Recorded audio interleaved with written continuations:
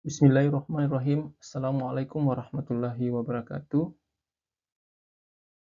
Perkenalkan, saya Rustan Ruslan, mahasiswa program studi Doktor Fisika Institut Teknologi Bandung dari kelompok keahlian Fisika dan Teknologi Material Maju, Laboratorium Plasma Enhanced Chemical Vapor Deposition.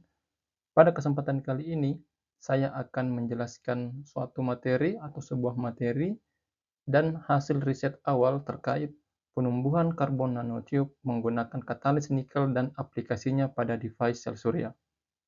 Dengan dosen pengampu, Profesor Dr. Engineering Muhammad Miftahul Munir SSC MSc dan promotor Profesor Dr. Toto Winata. Seperti kita ketahui, sel surya adalah perangkat semikonduktor khusus yang mengubah sinar matahari langsung menjadi listrik melalui efek fotovoltaik. Kita bisa lihat pada gambar ini merupakan panel surya dan ini adalah matahari. Jadi, ketika cahaya matahari mengenai permukaan sel, foton dari cahaya tersebut akan diserap oleh material semikonduktor seperti pada penelitian ini dan pada gambar ini yaitu silikon. Kemudian energi dari foton tersebut menghasilkan pasangan elektron dan hole di dalam material tersebut.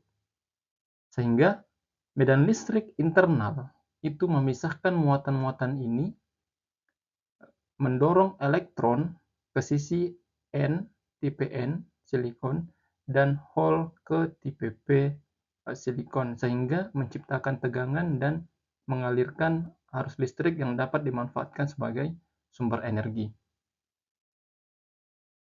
Kita lihat selanjutnya, seiring dengan perkembangan teknologi, sel surya mengalami berbagai inovasi yang dapat dikelompokkan menjadi beberapa generasi. Nah, di sini sudah terdapat 4 generasi, di mana generasi pertama merupakan sel surya berbasis silikon yang terdiri dari silikon monokristal, polikristal, kristalin, dan lain-lain sebagainya. Teknologi ini memiliki efisiensi yang relatif tinggi dan stabil yang baik, namun biaya produksinya masih cukup tinggi karena membutuhkan material silikon berkualitas tinggi. Kemudian ke generasi kedua, dikembangkan dalam bentuk teknologi thin film untuk mengurangi penggunaan material dan menekan biaya produksi. Nah, beberapa material yang digunakan diantaranya yaitu amorphous, kemudian cadmium, kemudian copper, indium, gallium. Kemudian pada generasi ketiga, itu mulai mengeksplorasi konsep perangkat baru, kita bisa lihat, dengan memanfaatkan material dan struktur yang lebih kompleks untuk meningkatkan efisiensi konversi energi. Contohnya dia menggunakan DSSC, kemudian quantum dot, serta material-material berbasis gallium arsenide yang memiliki sifat optoelektronik yang sangat baik.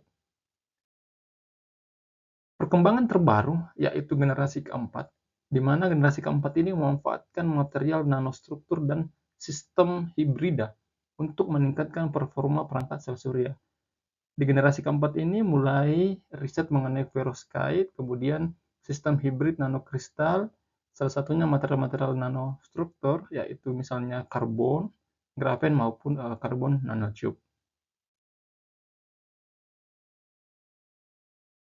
Selanjutnya, kita bisa lihat bagaimana grafik based research cell efficiency ini merupakan grafik dari riset-riset terbaik terkait efisiensi dari sel surya itu. Nah, grafik ini kita bisa lihat ini menunjukkan perkembangan efisiensi maksimum berbagai teknologi sel surya dari waktu ke waktu. Terlihat bahwa efisiensi sel surya mengalami peningkatan seiring dengan pengembangan material serta desain perangkat yang lebih maju.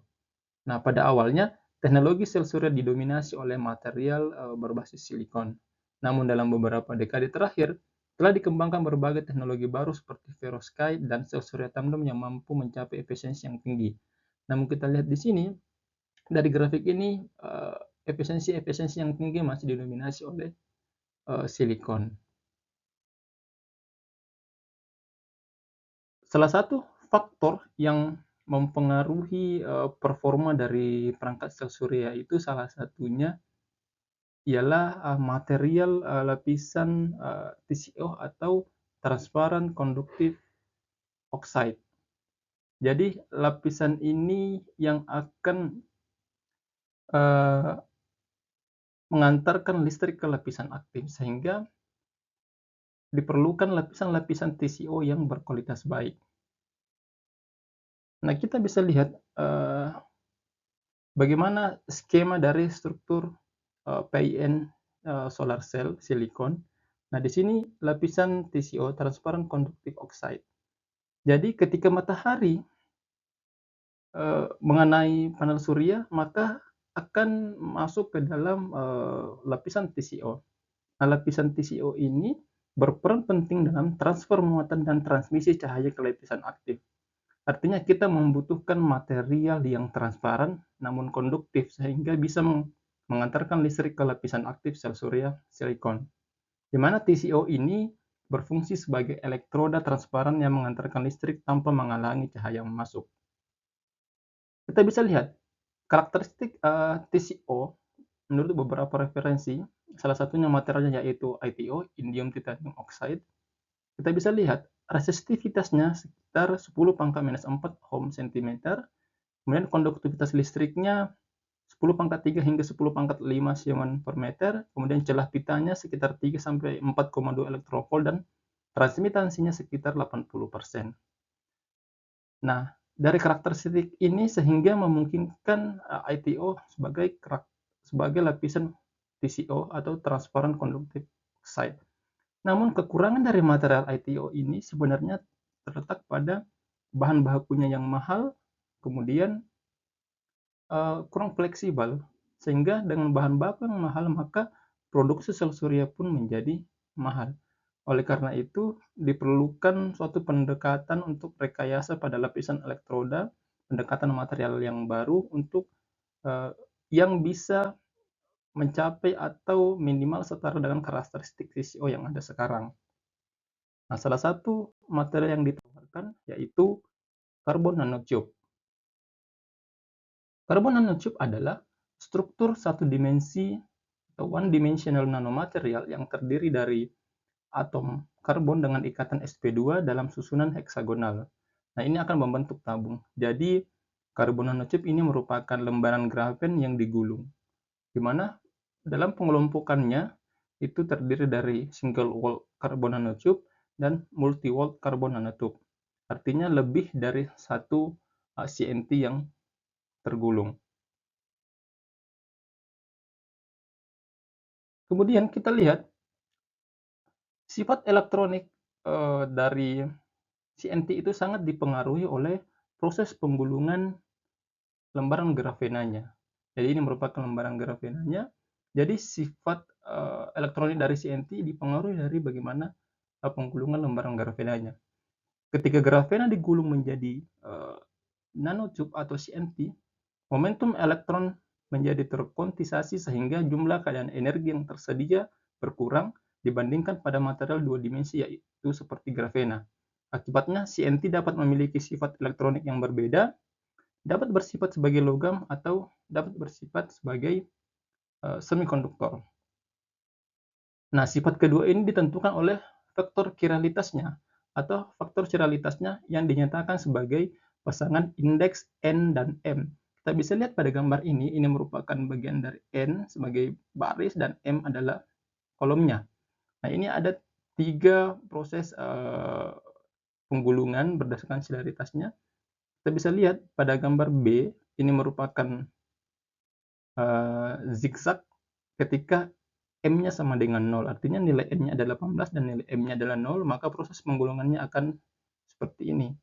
Kemudian ketika N-nya sama dengan M, artinya nilai N-nya ini misalnya 8 dan nilai M-nya 8, maka proses penggulungannya seperti ini, maka didapatkan gambar seperti D. Kemudian gambar C ini merupakan kategori chiral, jadi ketika nilai N dan nilai M-nya berbeda. Jadi karena struktur dan sifat elektronik yang unik, CNT memiliki karakteristik listrik dan optik yang sangat baik. Yang kita bisa lihat dan kita bisa bandingkan dengan karakteristik dari ITO tadi, di mana resistivitas dari CNT itu dapat mencapai 10⁻⁻6 sampai 10⁻⁻4, kemudian konduktivitas listriknya sekitar bisa mencapai 10⁻7 Siemens per meter, kemudian celah pitanya mulai dari 0 hingga 3,41 elektronvolt dan transmitensinya sekitar 70 hingga 90%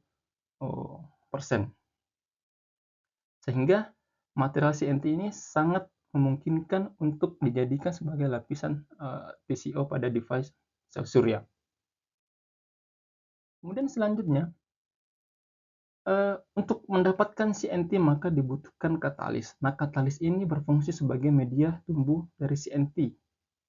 Dengan kata lain, adalah katalis ini adalah yang akan membantu CNT nantinya untuk tumbuh.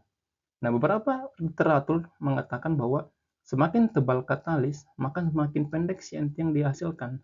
Artinya bahwa diameter dari CNT yang dihasilkan itu tergantung atau mengikut pada diameter dari katalisnya.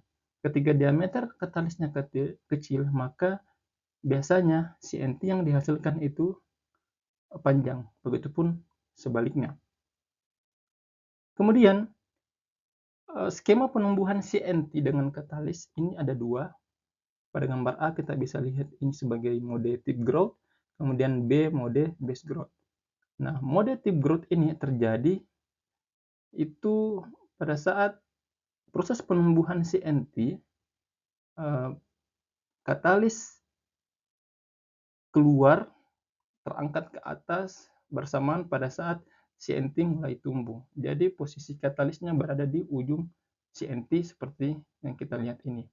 Kemudian mode base growth itu katalis tetap berada di permukaan substrat dan CNT tumbuh ke atas. Nah, biasanya mode tip growth ini ketika CNT yang dihasilkan itu single wall, dan pada posisi B ini, base growth ini biasanya dihasilkan seperti ini ketika CNT yang tumbuh yaitu multi-wall carbon nanotube. Nah, untuk mendapatkan katalis, maka diperlukan proses deposisi. Salah satu proses deposisi yang sering digunakan yaitu dengan thermal evaporator. Jadi kita mempunyai substrat di sini, kemudian tungsten metal tempat untuk wire-nya. Di sini kita menggunakan nikel sebagai source material untuk katalisnya. Jadi nikel kita tempatkan di sini, kemudian terjadi proses deposisi sehingga material nikel akan menempel di permukaan substrat di sini. Jadi nikel kita gunakan karena memiliki tingkat kelarutan karbon yang baik dan nilai difusi karbon yang besar.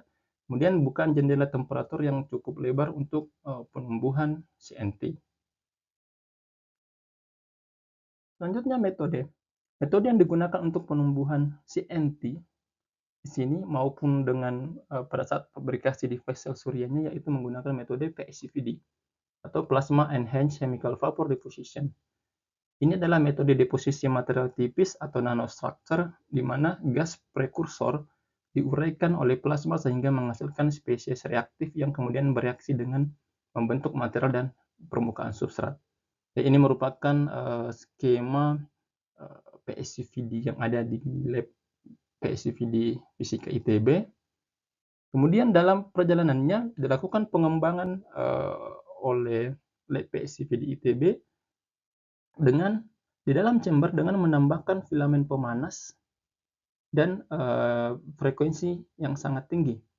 Jadi ketika gas prekursor dialirkan, dalam hal ini gas metan, kalau kita untuk menggunakan menumbuhkan CNT, itu gas prekursor terlebih dahulu mengenai filamen pemanas hot wire ini, sehingga gas plasma yang ada itu akan terurai sebelum sampai ke substrat, sehingga kita bisa menggunakan temperatur substrat yang rendah dikarenakan pada saat proses deposisi gas prekursor terlebih dahulu mengenai filamen pemanas ini.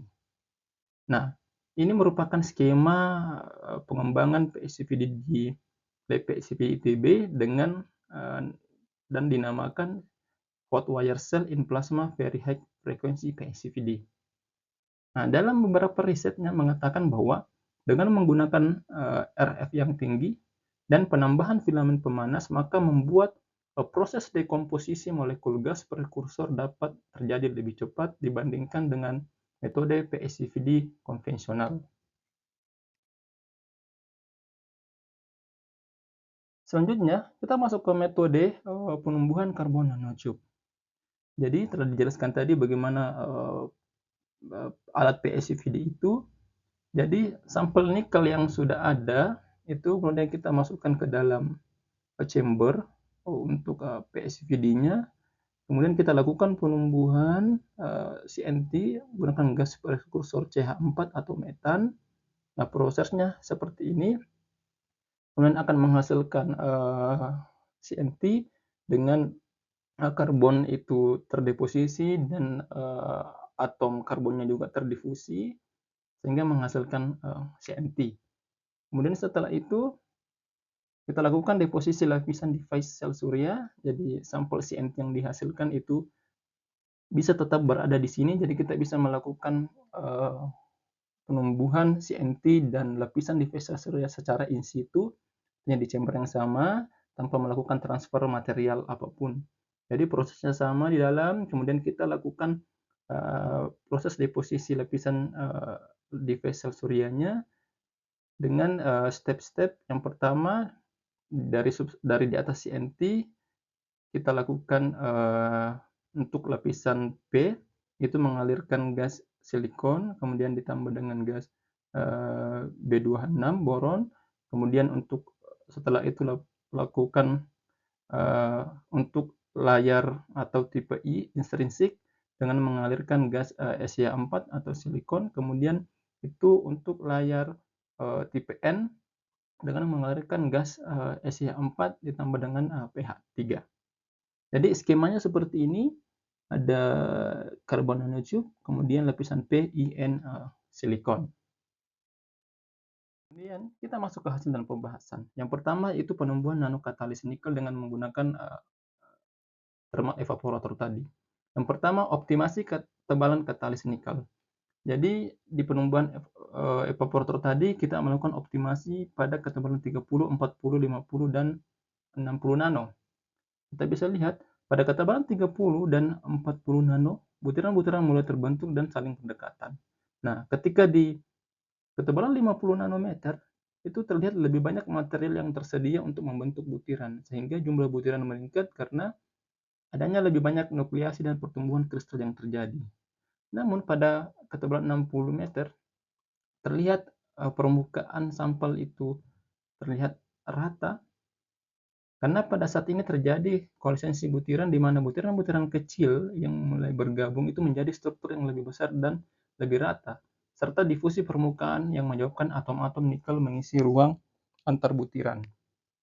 Nah, kita lihat dari perhitungan rata-rata diameter partikelnya didapatkan pada ketebalan 30 nano yaitu 70,7 nanometer, kemudian pada ketebalan 40, 47,47 nanometer, pada ketebalan 50 nanometer didapatkan diameternya 40,29 nanometer, dan pada ketebalan 60 nanometer didapatkan rata-rata diameternya 53,26 nanometer dengan indeks polidispersi terkecil yaitu di sampel ketebalan 50 nanometer yaitu 0,23%. Indeks polidispersi ini menyatakan bahwa semakin kecil persentase polidispersinya, maka tingkat keseragaman atau homogenitas dari sampel itu semakin baik. Kemudian dilakukan karakterisasi EDS, kita bisa lihat di sini terdapat dari massanya, kemudian atomiknya terdapat unsur-unsur nikel dengan persentase-persentase yang berbeda, dan terdapat unsur-unsur yang lainnya yang merupakan unsur penyusun dari substrat yang digunakan. Nah, kita bisa lihat dari persentase massa atomik nikel itu meningkat secara signifikan dengan peningkatan ketebalan lapisan, di mana tambahan ketebalan lapisan menyebabkan peningkatan dalam jumlah absolut nikel yang terdeposisi dalam sampel yang mengindikasikan bahwa penambahan lapisan nikel akan menambah berat total sampel.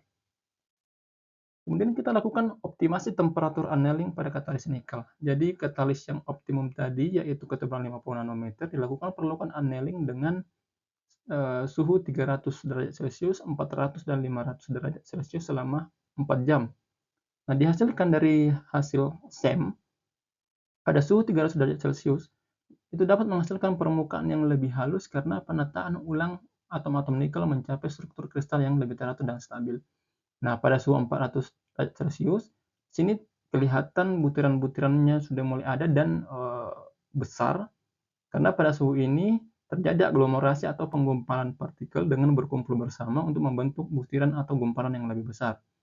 Nah, pada saat 500 derajat Celcius, terlihat butiran-butirannya mulai seragam dan kecil-kecil. Pada suhu ini, adanya peningkatan homogenitas distribusi nikel setelah proses annealing pada suhu yang lebih tinggi, di mana laju difusi atom nikel ke permukaan sampel menjadi lebih cepat dan dapat terjadi rekristalisasi lebih lanjut dari struktur kristal. Dari perhitungan diameternya, didapatkan rata-rata diameternya yaitu berturut-turut 26,96 nanometer, 29,24 nanometer, dan 24,85 nanometer dengan indeks dispersi terkecil yaitu 1,14% pada sampel temperatur annealing 500 derajat Celcius selama 4 jam. Dari hasil EDS pun terlihat bagaimana kenaikan suhu annealing itu pada 400 derajat Celcius itu meningkat karena pada suhu ini meningkatkan konsentrasi nikel di permukaan sampel yang dapat disebabkan oleh pengurangan kontaminan atau elemen lain serta difusi nikel dari bagian dalam material ke permukaan. Kemudian pada suhu 500 derajat Celcius itu terjadi penurunan persentase massa maupun atomiknya. Nah, pada suhu ini terjadi proses rekristalisasi yang menyebabkan distribusi nikel lebih merata dan tidak terkonsentrasi di permukaan.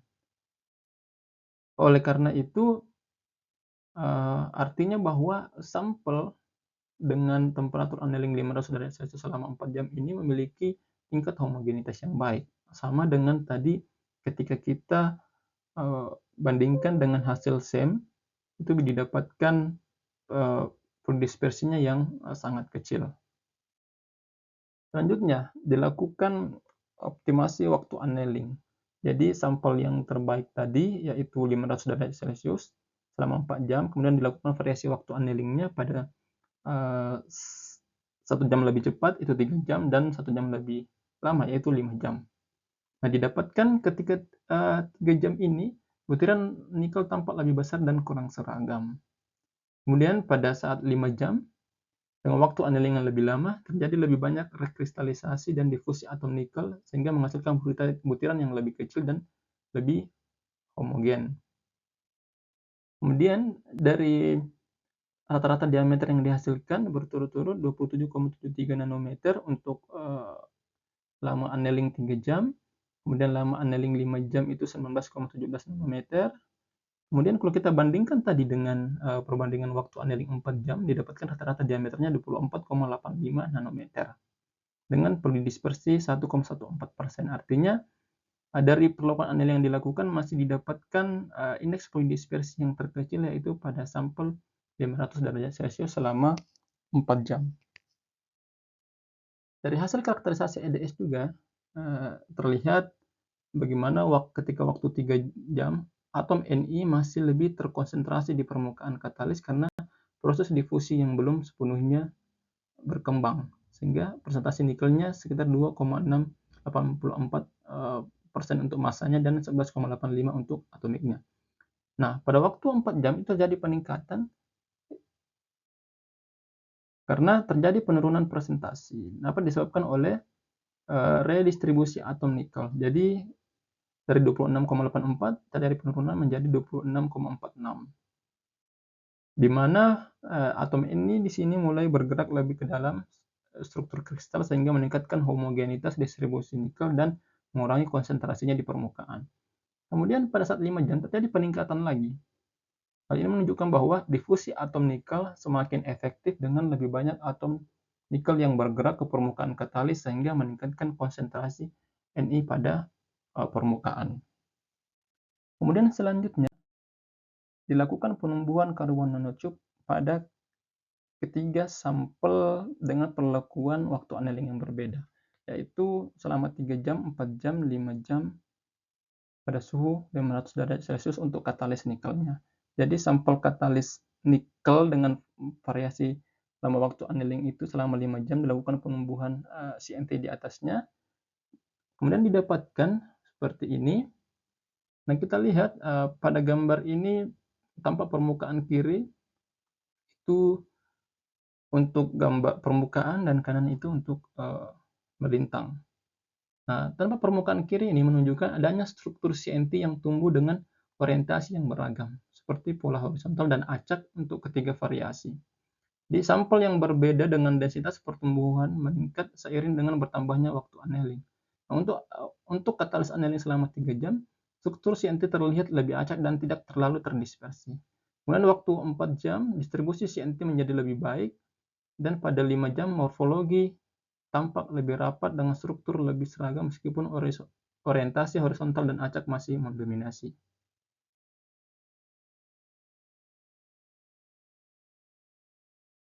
Kemudian kita lihat pada gambar melintang itu menunjukkan bahwa CNT berhasil tumbuh di atas substrat kaca dengan distribusi yang cukup baik meskipun belum terlihat keteraturan yang tinggi dan orientasi pertumbuhan CNT berbeda-beda.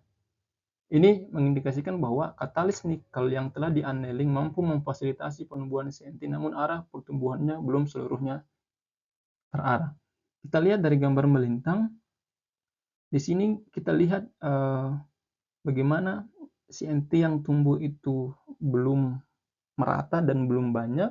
Ada yang beberapa tumbuh yang mulai panjang dan ada yang masih pendek pertumbuhannya.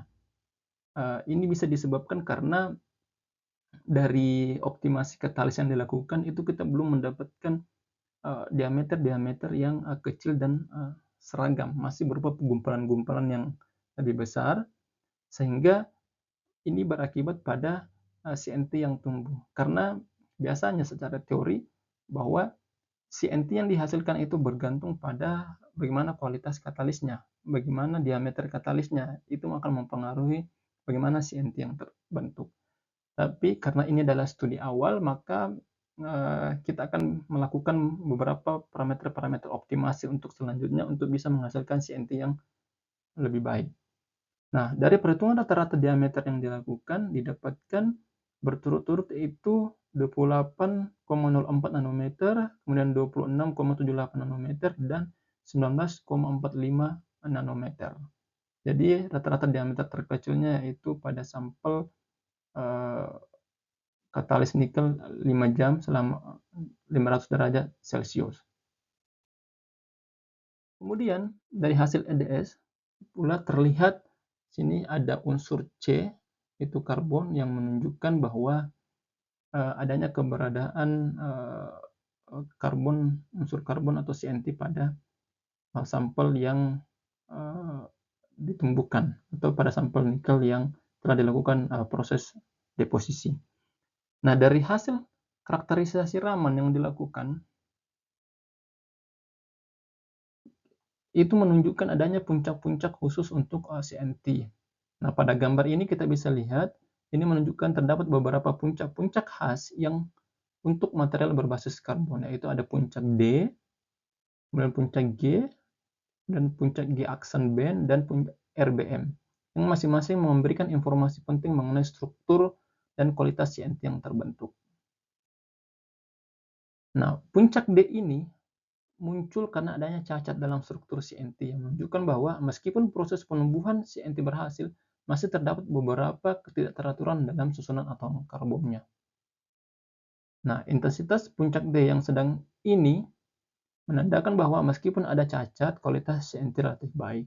Nah, kalau kita berbicara puncak G ini menjelaskan bahwa CNT yang terbentuk memiliki struktur kristalinitas yang baik dengan ikatan karbon yang teratur. Artinya bahwa di sini puncak G-nya lebih tinggi daripada puncak D-nya. Artinya walaupun masih ada ketidakteraturan atau cacat atau pengotor, namun kristalinitas dari sampel ini cukup baik. Kemudian keberadaan puncak G-aksen juga menunjukkan adanya peningkatan kualitas kristalinitas pada CNT yang mengindikasikan bahwa CNT yang terbentuk memiliki struktur yang terorganisir dengan baik dan sedikit ketidakteraturan pada tingkat atomiknya. Nah, kita bisa lihat puncak RBM. Puncak RBM yang terdeteksi ini memberikan informasi mengenai diameter CNT yang terbentuk. Dengan frekuensi rendah ini menunjukkan bahwa diameter CNT cenderung lebih besar. Kita bisa lihat bagaimana perbandingan ID dan IG-nya. Itu di bawah 1, artinya bahwa tingkat kristalinitas dari sampel ini cukup baik meskipun ada beberapa cacat pada sampel yang ada. Kemudian dilakukan pengujian IV untuk mengetahui sifat konduktivitas dan elektronik dari CNT yang ditumbuhkan. Nah, hasil kurva IV ini menunjukkan hubungan arus terhadap tegangan yang bersifat hampir linear untuk ketiga sampel. Nilai arus maksimum itu CNT dengan katalis annealing 3 jam itu yaitu 3,62 mA pada tegangan 0,6 volt. Kemudian sampel yang katalis 4 jam yang berwarna merah ini didapatkan 3,54 mA pada tegangan 0,5 volt dan sampel yang katalis 5 jam yang berwarna biru ini yaitu 3,52 mA pada tegangan 0,9 volt. Hasil ini mengindikasikan bahwa CNT yang dihasilkan memiliki karakteristik konduksi listrik yang mendekati sifat ohmik yang umum ditemukan pada material grafitik seperti CNT. Namun nilai arus yang relatif kecil ini menunjukkan bahwa konduktivitas listrik dari material ini belum maksimal. Meskipun nilai arus belum besar, kurva IV ini menunjukkan bahwa CNT memiliki kemampuan untuk mengantarkan arus listrik yang menjadi dasar untuk pengembangan pada aplikasi elektronik. Kemudian selanjutnya dicoba untuk lakukan deposisi device sel surya pada satu sampel, yaitu pada sampel dengan waktu annealing 5 jam. Kita lakukan penumbuhannya. Nah, berikut skema pengukuran IV yang dilakukan. Jadi ini foton, berkas foton atau cahaya yang diberikan itu masuk ke ini CNT, di mana CNT ini berfungsi sebagai TCO, transparan konduktif oxide. Kemudian lapisan PIN, kemudian kita lakukan metalisasi dengan AG atau perak, kemudian disambungkan dengan kontak eksternal, sehingga didapatkan kurva hasil pengukuran IV pada lapisan sel surya PN silikon. Didapatkan arusnya yaitu masih rendah, masih sekitar 3 mA, namun yang menariknya adalah tegangan yang dihasilkan itu cukup tinggi, yaitu 0,9 volt. Jadi tegangan terbukanya cukup tinggi, sehingga ini sangat menarik untuk dianalisis. Nah, untuk perhitungan efisiensinya, ini merupakan parameternya mulai dari tegangan terbuka, arusnya, kemudian tegangan maksimumnya, dan arus maksimumnya, kemudian bagaimana luas permukaan yang sampel yang disinari, kemudian sumber cahayanya itu 100 megawatt per cm². Nah, dari perhitungan ini didapatkan nilai faktor pengisinya sebesar 0,43 dengan efisiensi sebesar 1,05%. Nah, efisiensi sel surya yang dihasilkan pada penelitian ini itu masih tergolong sangat rendah, itu 1,05% dibandingkan dengan efisiensi yang didapatkan oleh peneliti-peneliti yang lainnya seperti yang tadi dijelaskan di slide kedua tadi. Ini disebabkan karena kualitas CNT yang dihasilkan itu masih tergolong belum baik, sehingga perlu dilakukan optimasi selanjutnya untuk bagaimana mendapatkan CNT yang berkualitas. Kemudian pada saat untuk lapisan PIN silikonnya juga perlu dilakukan optimasi terlebih lanjut untuk bagaimana mendapatkan lapisan PIN silikon yang bisa terintegrasi baik dengan CNT sebagai TCO. Namun dari hasil yang didapatkan ini sebenarnya kalau kita bandingkan dengan hasil-hasil yang ada di lab, itu efisiensinya tertinggi didapatkan hanya 0,061 dan 0,07%, artinya di bawah 1%. Sehingga hasil yang saya dapatkan cukup lebih baik, apalagi kalau dianalisis dari tegangan terbuka yang dihasilkan itu cukup besar, yaitu sekitar 0,9 volt. Sehingga perlu dilakukan optimasi selanjutnya, optimasi untuk mendapatkan hasil-hasil yang lebih baik. Oleh karena itu, pada kesempatan ini, adapun kesimpulan yang didapatkan yaitu ketebalan katalis nikel yang optimum didapatkan pada ketebalan 50 nanometer dengan terbentuknya banyak butiran-butiran dengan rata-ratanya 40,29 nanometer dengan pool dispersi yang kecil yaitu 0,23%. Kemudian temperatur annealing optimumnya didapatkan pada temperatur 500 derajat Celcius dengan pool dispersi yang kecil yaitu 1,14%. Kemudian variasi lama waktu annealing yang dilakukan itu didapatkan rata-rata diameternya masing-masing 27,73 nano dan 19,17 nanometer dengan pool dispersi 2,18% dan 1,42%. Kemudian CNT berhasil ditumbuhkan dengan temperatur rendah di atas katalis nikel yang telah di-annealing selama 3-4-5 jam. Nah, pada percobaan awal ini, diameter CNT yang didapatkan berturut-turut yaitu 28,04 nanometer, 26,78 nanometer, dan 19,45 nanometer. Kemudian di vessel surya, CNT silikon yang dihasilkan menunjukkan hasil yang cukup baik dengan nilai tegangan terbuka 0,9 volt, arus singkatnya itu 2,9869 mA dan efisiensi yang dihasilkan sebesar 1,05%. Jadi hasil ini menunjukkan hasil awal untuk selanjutnya dilakukan beberapa optimasi baik dari deposisi katalisnya, annealing katalisnya, kemudian beberapa parameter-parameter optimasi dari penumbuhan CNT maupun parameter-parameter optimasi dari lapisan PIN silikon yang akan dilakukan. Mungkin itu dari saya. Saya akhiri presentasi saya. Terima kasih. Assalamualaikum warahmatullahi wabarakatuh.